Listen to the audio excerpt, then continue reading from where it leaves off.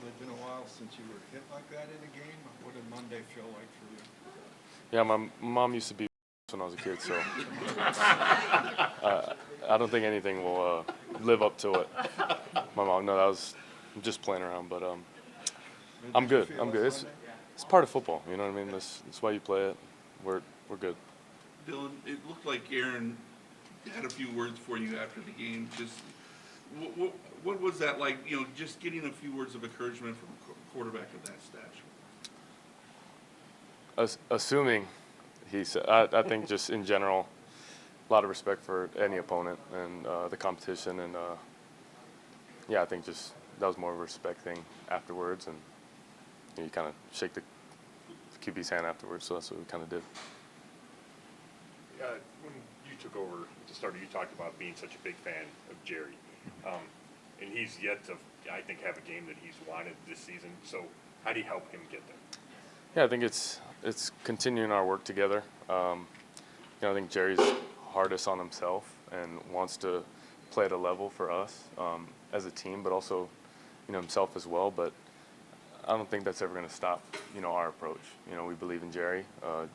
Jerry believes in himself, and I think we're going to just continue to work at it. We got it's one of those things you got to work your way through.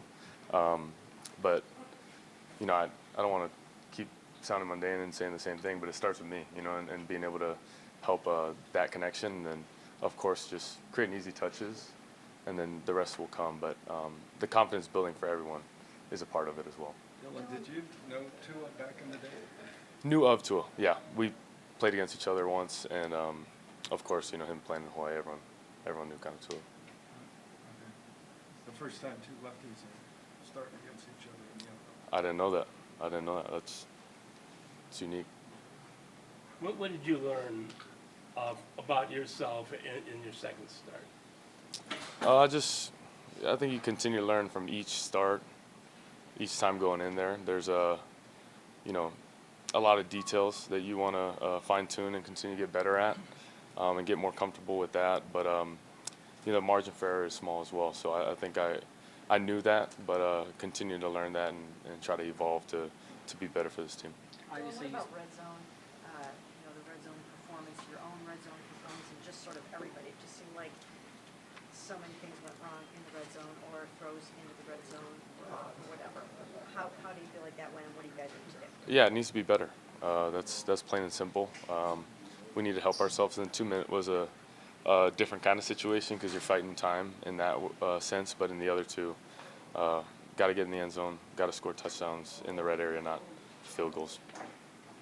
You started that chemistry building process with Jerry in the spring, and ever since you got the start, kind of what have y'all been doing in practice, outside of practice, in the locker room, wherever else to continue building that chemistry and continue getting on the same page? We try to be present as we can in practice to maximize those reps that we do have together, and when the ball gets to them, to continue to build that. But then afterwards, trying to get extra as well, not just not trying to beat the bodies up, but still get extra, whether it's top of the routes, catching in warm-ups, just little things like that. But like I said, I think that's something that you just got to work your way through, and the belief in Jerry is through the roof, and everyone that's in there as well. So we're just going to continue to build that trust together. Do you think targeting him 13 times is a kind of representative of that trust and chemistry y'all built? Yeah, I don't think it should stop just because of one play that maybe didn't go his way. But that's why I say it.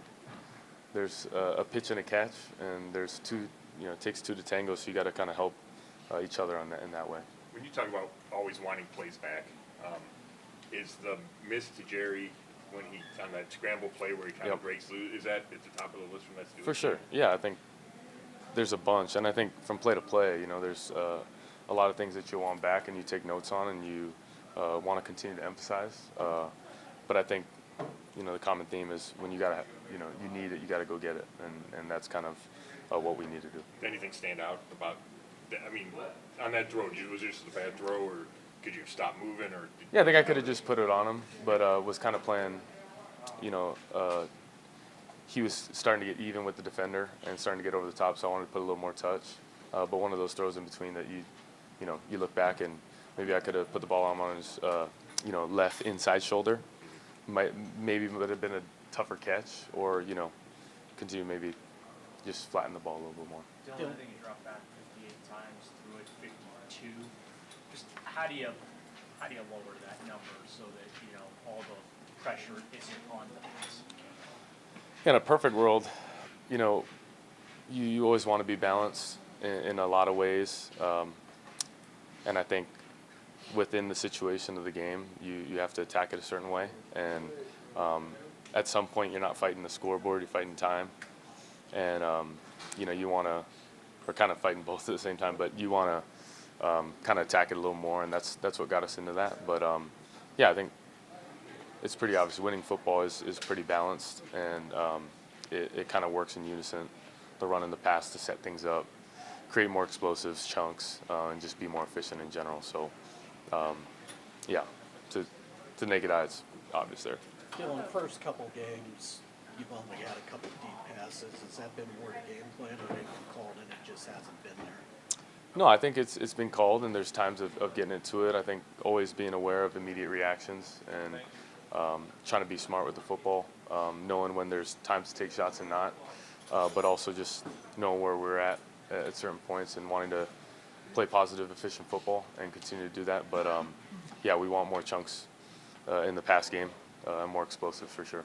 David is not going to practice, or probably not going to practice today with his knee injury, but how much are you hoping that he gets back? How important is he to everything that you guys do? Yeah, Big Dave's really good. We want him to play on our team, but we also want him healthy. So, yeah, that'll help. Did it always feel special to be left-handed? Tony's talking about it's the first matchup with two lefties. I'm sure you haven't seen a ton in your day. Like, is it important to you? Did it matter at all? Not necessarily. I think I felt more special when I played baseball. Lefties were a little, I guess not unique. It was more sought after versus, in football there's more righties. But for the most part, it's getting the ball from point A to point B. So I think it's at that point it's to each their own. Were you a pitcher? We're going to take two more. Yeah. The same issues keep plugging this offense week after week after week. How are you as leader of this offense can, kind of fix those mistakes? Yeah, there's got to be change. I think it's one of those you got to work your way through it, and there's some tough times, and you got to work your way through it. That's point blank. You got to get to work, find different solutions, and I know I've said that before, but you have to go do that. And then when you get in those moments, you got to go take it. There's times you got to go win a game, have a play, or a chunk that could be the difference, and the difference is what everyone strives for to be on top. So why do you think you guys haven't been able to do that so far? Because we just haven't done it. So we need to change it. And like I said, there's solutions that you want to find a better outcome. But like I said, it comes down to a couple plays that could be here or there.